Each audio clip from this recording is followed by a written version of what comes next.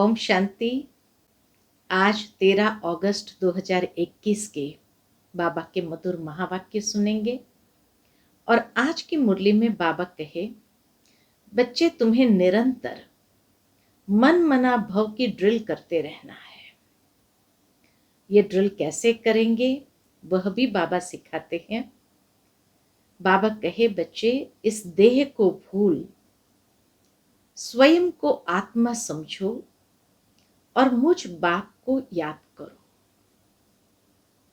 साथ ही साथ बाबा कहे, देही अभिमानी बनने का अभ्यास करो,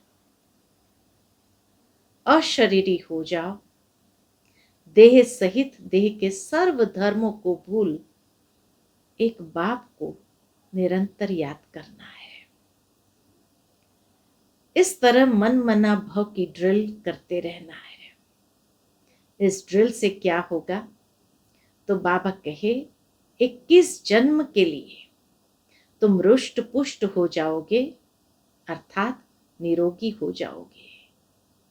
तो सुनते हैं आज बाबा के मधुर महावाक्य मन मना भव की ड्रिल पर। ओम शांति। मीठे बच्चे, मन मना भव की ड्रिल सदा करते रहो तो 21 जन्मों के लिए रुष्ट पुष्ट निरोगी बन जाएंगे। प्रश्न है, सतगुरु की कौन सी श्रीमत पालन करने में ही गुप्त मेहनत है? उत्तर है, सतगुरु की श्रीमत है, मीठे बच्चे इस देह को भी भूलकर मुझे याद करो। अपने को अकेली आत्मा समझो, देही अभिमानी रहने का पुरुषार्थ करो। सबको यही पैगाम दो कि अशरीरी बनो, देह सहित देह के सब धर्मों को भूलो तो तुम पावन बन जाएंगे। इस श्रीमत को पालन करने में बच्चों को गुप्त मेहनत करनी पड़ती है। तकदीरवान बच्चे ही यह गुप्त मेहनत कर सकते हैं। ओम शांति। बच्चे बैठे हैं अपने भाई और बहनों को ड्रिल सिखाने। ये कौन सी ड्रिल है? इसमें बच्चों को कुछ कहना नहीं होता है। ये ड्रिल में कुछ बोलना नहीं होता है। वह जो जिस्मानी ड्रिल आदि करते हैं उसमें तो कहना पड़ता है। यह तो सुप्रीम टीचर है जो गीता का भगवान भी है, जो बच्चों को बैठ योग की ड्रिल भी सिखाते हैं। बाबा ही आकर के योग की ड्रिल हमें सिखलाते हैं। ये ड्रिल भी गुप्त है।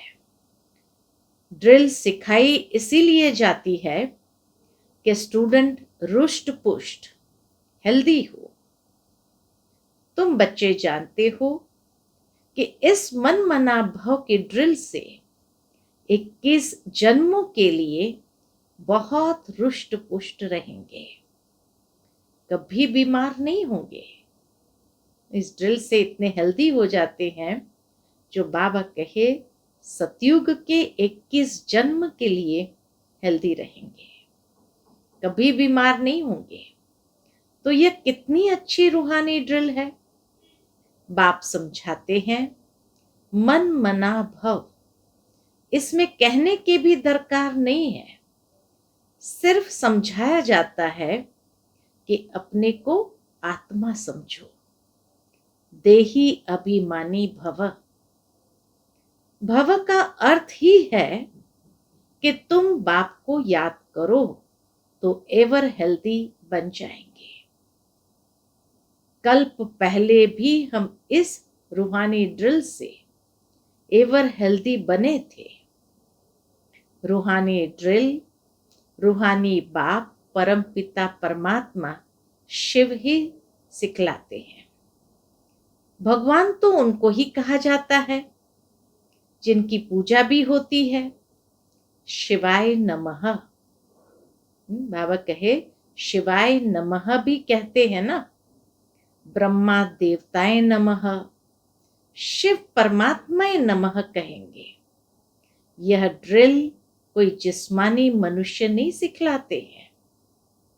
ऐसे नहीं कि तुमको यह ड्रिल ब्रह्मा ने सिखलाई है। ये ड्रिल कोई मनुष्य नहीं सिखा सकते हैं। बाबा कहे ब्रह्मा भी नहीं सिखा सकते हैं। ये ड्रिल हमें परमात्मा ने सिखाई है। ऐसे नहीं कि तुमको यह ड्रिल ब्रह्मा ने सिखाई है, नहीं, बल ब्रह्मा कुमार कुमारियां कहलाते हो, परंतु चिट्ठी पर भी लिखते हो शिव बाबा केयर ऑफ ब्रह्मा। वह तो गुप्त हो गया, शिव बाबा तो गुप्त हो गया, लेकिन मनुष्य को कैसे पता पड़े? ब्रह्मा तो प्रजापिता है, तो सारी दुनिया उनके बच्चे हैं। प्रजापिता है ना। ड्रिल सिखलाने वाला तो निराकार बाप है, वह गुप्त है। गुप्त होने के कारण मनुष्य को समझने में भी डिफिकल्टी होती है। ब्रह्मा को तो भगवान नहीं कहा जाता, यह नाम ही दिखाते हैं ब्रह्मा कुमार कुमारियां, अर्थात ब्रह्मा की संतान। जब कोई आता है तो उनको समझाना है। क्या समझाना है? कि यह नई दुनिया रचने वाला ब्रह्मा नहीं है, लेकिन निराकार बाप है। बाबा कहे परिचय देना है निराकार बाप का कि यह नई दुनिया रचने वाला कोई ब्रह्मा नहीं है, लेकिन निराकार बाप है, जो ब्रह्मा द्वारा रचना रचते हैं। पारलौकिक परमपिता परमात्मा ब्रह्मा द्वारा रचते हैं। गोया सुप्रीम सोल की रचना हुई। तुम पत्र के ऊपर लिखते हो शिव बाबा केयर ऑफ ब्रह्मा, तो यह भी याद करने की युक्ति है। शिव बाबा सिखलाते हैं ब्रह्मा द्वारा, बस सिर्फ कहते हैं। क्या कहते हैं? मन मना भव, और कोई तकलीफ नहीं दी जाती। सिर्फ कहा जाता है कि तुम अपनी उन्नति चाहते हो और सचखंड का मालिक बनने चाहते हो, तो सचखंड स्थापन करने वाला तो एक ही सत्य बाप है, उसे याद करो। बाबा कहे ऐसे समझाना चाहिए कि अगर तुम उन्नति चाहते हो, सचखंड का मालिक बनना चाहते हो, तो सचखंड स्थापन करने वाला एक ही सत्य बाप है, उसे याद करो। बेहद का बाप ही आकर बच्चों को कहते हैं कि मुझे याद करो, तो पापों से मुक्त होंगे। कृष्ण को पतित पावन नहीं कहा जाता है, सिवाय परमपिता परमात्मा के, और कोई नाम नहीं लेंगे, गॉड फादर ही कहेंगे। सब उनको फादर कहते हैं, फिर उनको सर्वव्यापी कैसे कह सकते? कहते हैं वह आते हैं लिबरेट करने के लिए। परमात्मा आते हैं लिबरेट करने के लिए, तो बाबा कहे वो सर्वव्यापी कैसे हो सकता? ये मनुष्य नहीं जानते, तो कल्प की आयु ही उल्टी लिख दी है। अब बच्चों को ये ड्रिल करनी है। ज्ञान तो मिला हुआ है, जब बैठते हो तो अपने को देही समझकर बाप को याद करो, तो विकर्म विनाश होंगे। टीचर सामने बैठता है गद्दी पर तो शोभता है। कायदा है कि ड्रिल कराने के लिए टीचर जरूर चाहिए। कोई बड़ा टीचर तो कोई छोटा टीचर होता है। अब तुम्हारा इम्तिहान लेने की कोई दरकार नहीं है। बाबा कहे अब तुम्हारा इम्तिहान लेने की कोई दरकार नहीं, क्योंकि तुम खुद जानते हो कि हम कितना समय मोस्ट बिलवेड बाप को याद करते हैं। ब्रह्मा कोई मोस्ट बिलवेड नहीं है, बिलवेड मोस्ट वह है जो सदा पावन है। तुम बच्चे जानते हो कि सबसे प्यारा कौन है? मनुष्य परमात्मा को ही याद करते हैं। हे दुखहर्ता, सुख करता। उसको लिबरेटर भी कहते हैं, अर्थात दुखों से मुक्त करने वाला। तो बच्चों को अपना पुरुषार्थ करना है। ड्रामा प्लान अनुसार यह दुनिया पावन होनी जरूर है, और पावन दुनिया बनने के लिए आग लगनी है, अर्थात महाविनाश जरूर होना है। यह भी जानते हो आग कैसे लगेगी? विनाश होने बिगर दुनिया पावन बन नहीं सकेगी। यह है रुद्र ज्ञान यज्ञ। रुद्र और शिव कोई फर्क नहीं है, परंतु शिव नाम है मुख्य। बाकी तो अपनी अपनी भाषा में अनेक नाम रख दिए हैं। असुल नाम है शिव। शिव जयंती भी मनाते हैं। भारत में ही शिव जयंती मशहूर है। बेहद के बाप की शिव जयंती है तो आते भी जरूर होंगे। शिव बाबा का नाम बाला है। ब्रह्मा द्वारा स्वर्ग की स्थापना कराने वाला है, तो उस ऊंचते ऊंच बाप को याद करना पड़े। ब्रह्मा ऊंचते ऊंच नहीं है। ब्रह्मा और शिव बाबा के बीच का अंतर बाबा आज मुरली में स्पष्ट कर रहे हैं। वास्तव में ब्रह्मा ऊंचते ऊंच बनते हैं, फिर नीचे भी उतरते हैं। तुम बीके भी नीचे थे, अब ऊंच बन रहे हो। एकदम ऊंच बाप के घर चले जाएंगे। तुम इस समय त्रिकालदर्शी बन रहे हो। तुम खुद जानते हो कि हम ही स्वदर्शन चक्रधारी है। हम ब्रह्मांड और सृष्टि के आदि मध्य अंत को जानने वाले हैं। ब्रह्मांड अर्थात उच्च, जहां सभी आत्माएं निवास करती है। ब्रह्मांड है सबसे उच्च, जहां सभी आत्माएं निवास करती है। दुनिया में कोई और नहीं जो समझाए कि मूल वतन में आत्माएं रहती है। विश्व और ब्रह्मांड अलग अलग है। विश्व ये स्थूल लोक हो गया, ब्रह्मांड निराकारी दुनिया को कहेंगे। आत्माएं रहती है निर्वाण धाम में, जिसको शांति धाम कहा जाता है। वह सबको प्यारा लगता है। उसका असली नाम निर्वाण धाम व शांति धाम है। आत्मा का स्वरूप है शांत। आत्मा का स्वरूप है शांत। एक शांति धाम फिर है मूवी धाम। सूक्ष्म वतन को कहेंगे मूवी धाम, और यह है टॉकी धाम। मूवी धाम में जास्ती रहने का नहीं है।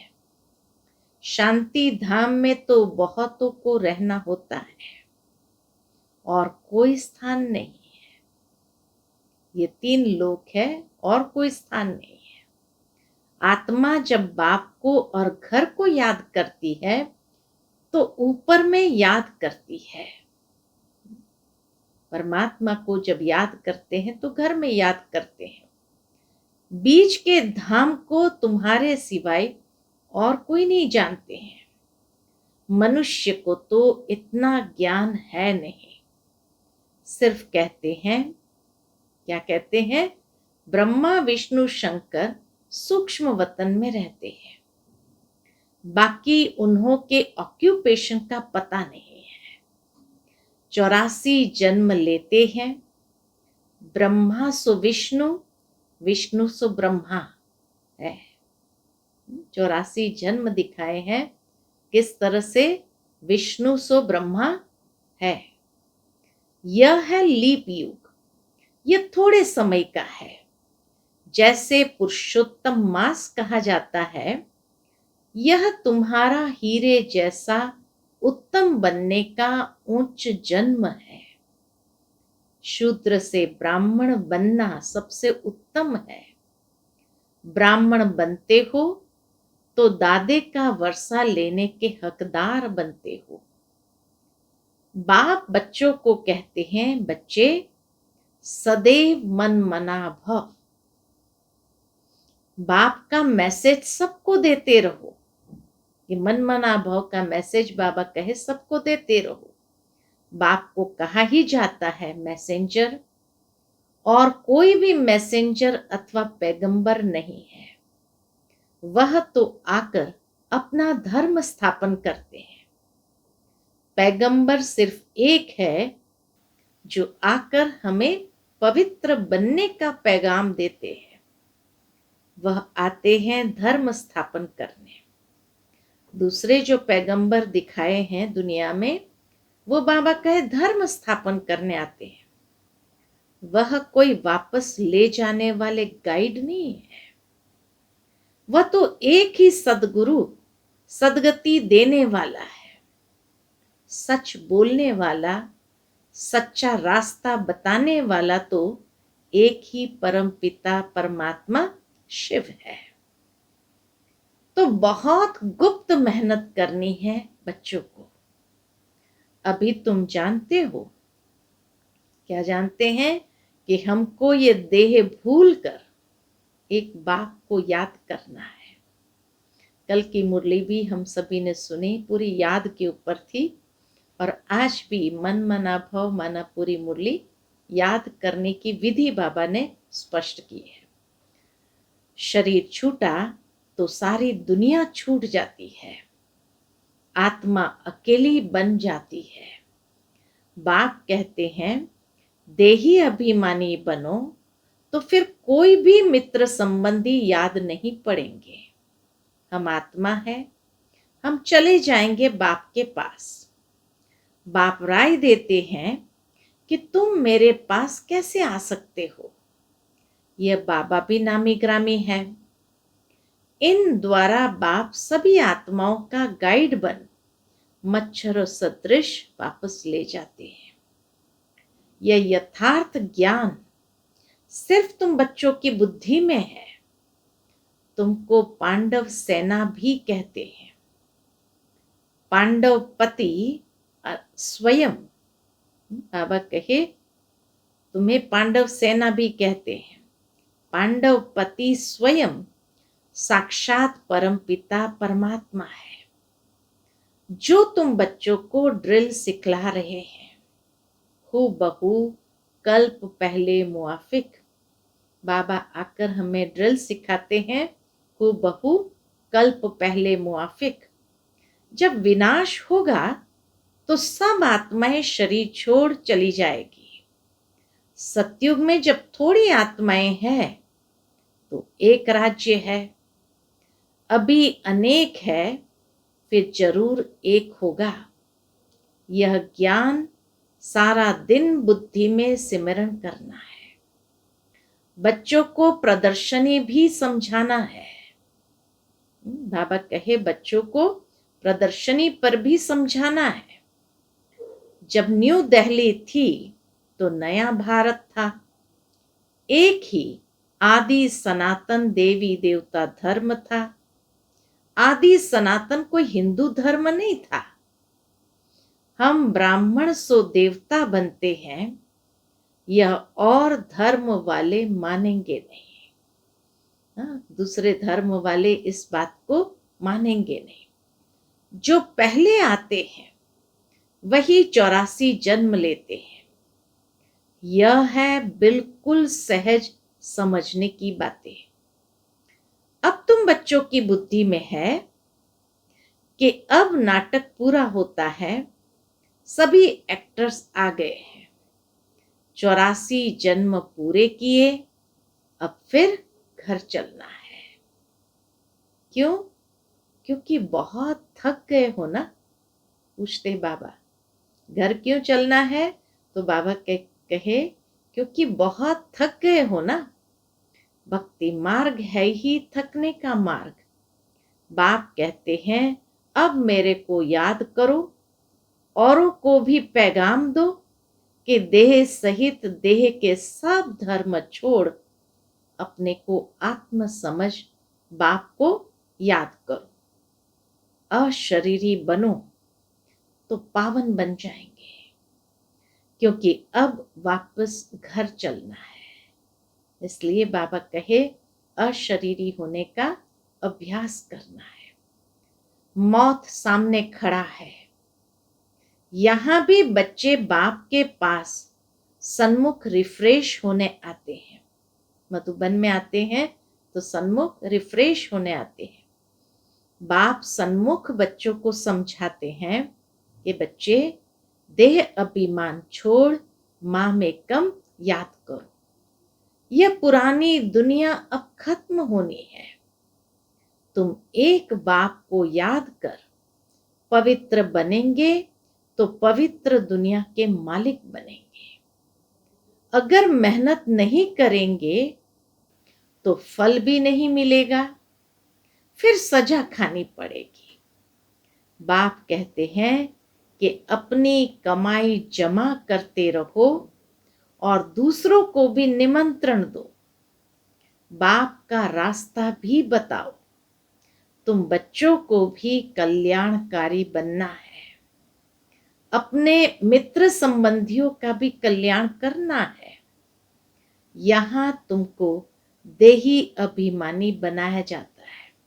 कितना प्यार से बाबा हम बच्चों को कहते हैं तुम्हें सबका कल्याणकारी बनना है, और उसके लिए देही अभिमानी बाबा बनाते हैं, महामंत्र देते हैं। प्राचीन योग बाप ने ही आकर सिखाया है, जिसके लिए ही गाया जाता है योग अग्नि से पाप दग्ध हो जाएंगे। कल्प पहले भी यही इशारा मिला था। बाप इशारा देते हैं कि अपने को आत्म समझ मुझे याद करो। रहो भल अपने गृहस्थ व्यवहार में। गाया हुआ है शरण पड़ी में तेरे। यह भी होता है जब कोई दुखी होते हैं तो ऊंच ताकत वाले की जाय शरण लेते हैं। यहां तो प्रैक्टिकल में है ना, बाबा कहे यहां तो प्रैक्टिकल में आकर शरण पड़ते हैं। जब बहुत दुख देखते हैं, सहन नहीं कर सकते हैं, लाचार होते हैं, तो फिर भाग कर आए बाप की शरण लेते हैं। सदगति तो सिवाय बाप के कोई भी दे न सके। बच्चे जानते हैं कि पुरानी दुनिया विनाश होनी है, तैयारी हो रही है। इस तरफ तुम्हारे स्थापना की तैयारी, उस तरफ विनाश की तैयारी है। स्थापना हो गई तो विनाश भी जरूर होना है। तुम जानते हो कि बाबा आए हैं स्थापना कराने। इन द्वारा वर्षा भी जरूर मिलेगा। बाकी प्रेरणा से थोड़ी काम चलता है। टीचर को कहेंगे क्या कि हम आपकी प्रेरणा से पढ़ लेंगे। प्रेरणा से अगर सब कुछ होता तो शिव जयंती क्यों मनाई जाती? कितनी अच्छी बात बाबा ने लॉजिक से दिया है। प्रेरणा से करने वाले की तो शिव जयंती मनाने की दरकार नहीं। जयंती तो सभी आत्माओं की होती है। आत्माएं सब जीव में आती है। आत्मा और शरीर जब मिलते हैं तो पाठ बजाते हैं। आत्मा का तो स्वधर्म है शांत, उसमें ही नॉलेज धारण होती है। आत्मा ही अच्छा बुरा संस्कार ले जाती है। बाप तो स्वर्ग का रचयिता है, वहां तो पवित्रता ही है। अपवित्रता का नाम निशान नहीं है। यह है विषय सागर। कितना क्लियर समझाया जाता है। तो भी किसकी बुद्धि में नहीं आता, परंतु तुम किसको भी दोष नहीं देते हो। इतना क्लियर करके बाबा समझाते, फिर भी बाबा कहे बुद्धि में नहीं आता, परंतु तुम किसको भी दोष नहीं देते हो। ड्रामा के बंधन में सब बांधे हुए हैं। तुम समझते हो सीढ़ी से ऊपर से नीचे उतर आए हैं, ड्रामा अनुसार हमको उतरना ही है। फिर बाप कहते हैं अब चढ़ने के लिए पुरुषार्थ करना है, परंतु जिनकी तकदीर में नहीं है वह ऐसे कहते हैं। तकदीर में नहीं है तो क्या कहेंगे? जो ऐसे कहते हैं कि ड्रामा अनुसार अगर उतरना ही है तो फिर अब चढ़ने के लिए पुरुषार्थ क्यों करें। ऐसे अगर कोई कहते हैं तो समझो जो ऐसे कहते हैं उनसे समझ जाते हैं कि इनकी तकदीर में नहीं है। 2-4 वर्ष चलते चलते भी गिर पड़ते हैं, महसूस भी करते हैं कि हमने बड़ी भूल की है, बड़ी चोट खाई। यह भी आधा कल्प की बीमारी है, कम नहीं है। आधा कल्प के रोगी है। भोगी बनने से रोगी बन जाते हैं। तो बाप आकर पुरुषार्थ करवाते हैं। कृष्ण को योगेश्वर कहते हैं। इस समय तुम सच्चे सच्चे योगी हो। योगेश्वर तुमको योग सिखलाते हैं। तुम ज्ञान ज्ञानेश्वर भी हो, फिर बनेंगे राज राजेश्वर। ज्ञान से तुम धनवान बनते हो, योग से निरोगी एवं हेल्दी बनते हो। आधा कल्प के लिए तुम्हारे सब दुख दूर हो जाते हैं, तो इसके लिए कितना पुरुषार्थ करना चाहिए। अच्छा, मीठे मीठे सिकिलते बच्चों प्रति माता पिता बाप दादा का याद प्यार और गुड मॉर्निंग। रूहानी बाप की रूहानी बच्चों को नमस्ते। हम सब रूहानी बच्चों की रूहानी माता पिता बाप दादा को याद प्यार, गुड मॉर्निंग और नमस्ते नमस्ते। शुक्रिया बाबा, शुक्रिया। आज की मुरली से धारणा के लिए मुख्य सार है। पहली पॉइंट, पावन बनने के लिए अशरीरी बनने का अभ्यास करना है। सबको पैगाम देना है कि एक बाप को याद करो, देह सहित सब कुछ भूल जाओ। दूसरी पॉइंट, योगेश्वर बाप से योग सीखकर सच्चा सच्चा योगी बनना है। ज्ञान से धनवान और योग से निरोगी एवं हेल्दी बनना है। आज का बाबा का मधुर वरदान है, कल्याण की वृत्ति और शुभ चिंतक भाव द्वारा विश्व कल्याण के निमित्त बनने वाले तीव्र पुरुषार्थी भव। कल्याण की वृत्ति और शुभ चिंतक भाव द्वारा विश्व कल्याण के निमित्त बनने वाले तीव्र पुरुषार्थी भव। तीव्र पुरुषार्थी वह है जो सभी के प्रति कल्याण की वृत्ति और शुभ चिंतक भाव रखते हैं। भले कोई बार बार गिराने की कोशिश करे, मन को डगमग करे, विघ्न रूप बने, फिर भी आपका उसके प्रति सदा शुभ चिंतक का अडोल भाव हो। बात के कारण भाव न बदले। हर परिस्थिति में वृत्ति और भाव यथार्थ हो तो आपके ऊपर उसका प्रभाव नहीं पड़ेगा। फिर कोई भी व्यर्थ बातें देखने में ही नहीं आएगी, टाइम बच जाएगा। यह है विश्व कल्याणकारी स्टेज। आज का स्लोगन है, संतुष्टता जीवन का श्रृंगार है, इसीलिए संतुष्ट मणि बन संतुष्ट रहो और सर्व को संतुष्ट करो। संतुष्टता जीवन का श्रृंगार है, इसीलिए संतुष्ट मणि बन संतुष्ट रहो और सर्व को संतुष्ट करो। अच्छा, ओम शांति।